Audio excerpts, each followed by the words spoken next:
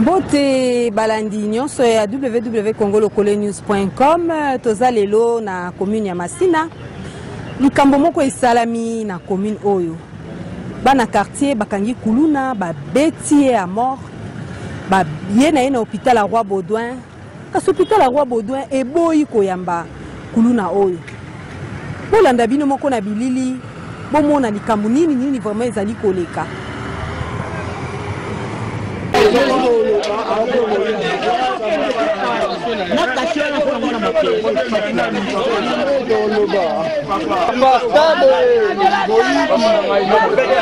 Jamais papa n'a rien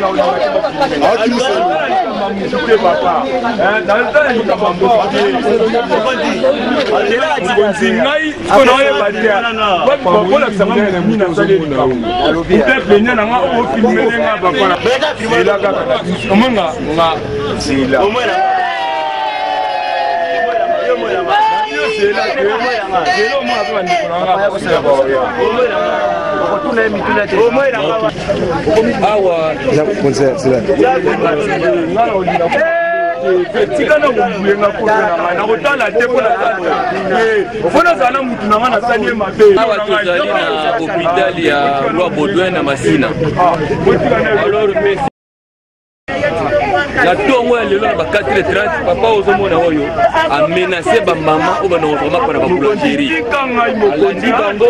bali ko menacé bango ba maman ba moni ke no menacé ki mingi ba maman siko ba baluki ba bani ko lande ko moyibi de ba beleli ye population kaliye do moni ba saye yo ko tika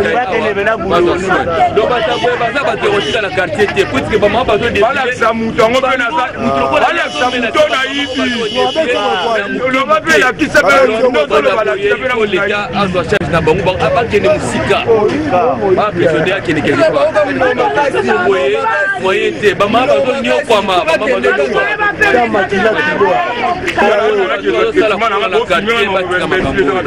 makambo eza malamu te omoni oyo salaki oyebaki ko botelo mbuma mabe siko talenta sana talenta moyibi oyo ya asalaki ndela siko ndenge siko liye mabe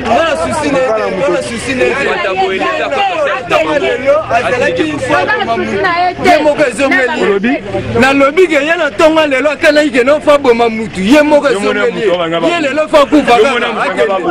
alors l'hôpital na biso mama boyo lobi oni ba décision aux andenge ni pour la décision a bimanga l'hôpital na biso akende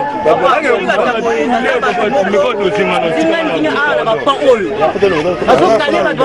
a kana ba machine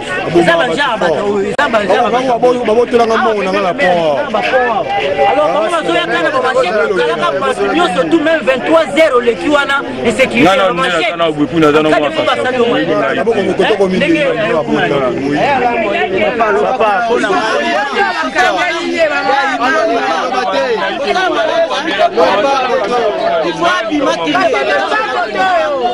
mokonzi akolobela okoti pa bikasali bamabe mpona ngai akende angenga zona mpona ngai akende na ngenga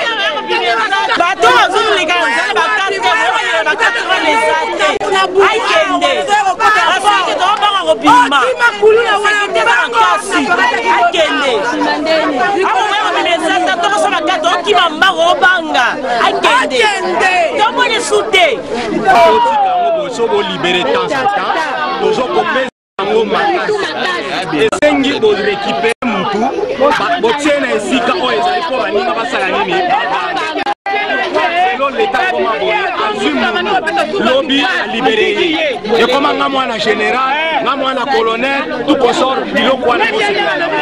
parce que nous sommes machette est-ce que ça vrai en tout cas eloko na timbi de la moi banen bazo filmer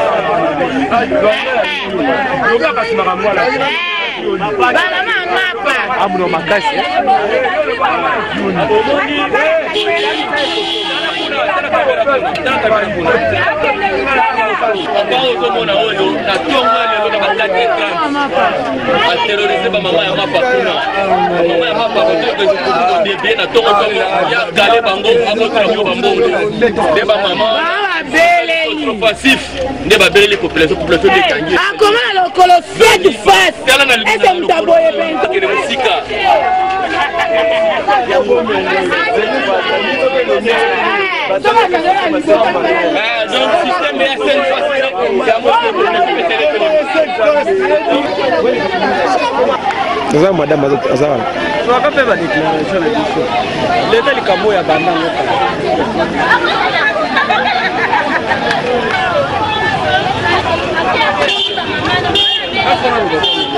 C'est TV.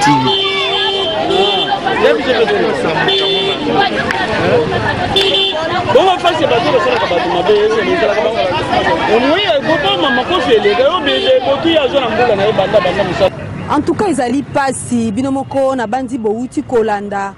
reportage oyo ezali pasi komona makambo boye. Mais makambo kuluna o pe tungisi bato ezotungisa bato mingi na ville ya Kinshasa. Ba kondi ya mboka ba mekanon ko tala lisusu mwa mukeli kambo kuluna oyo. Tokomi na suka élément na biso na pesi mbote pe joyeux anniversaire na Joyce Malambu qui fête ses 9 ans d'âge. Ce 12 mai 2015, tout le monde a mis la mikolo ezali koya.